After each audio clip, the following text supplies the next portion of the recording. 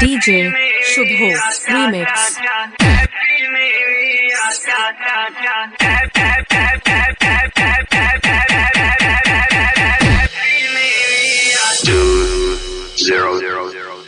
20188.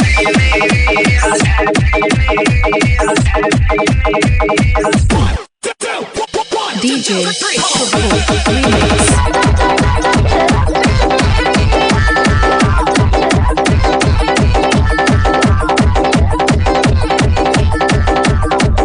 नया साल आने वाला है तो नए साल के शुभ अवसर पर दीजिए अपने दोस्तों को ढेर सारी शुभकामनाएं।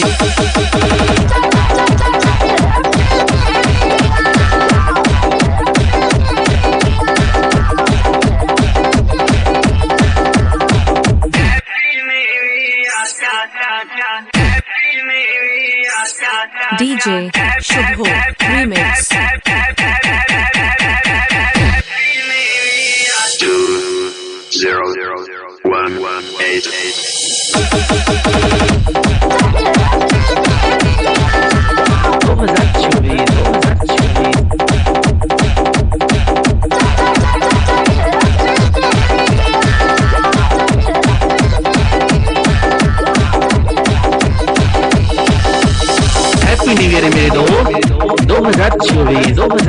2024 नया साल मुबारक हो।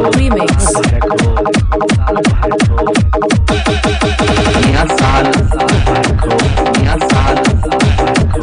नया साल 2024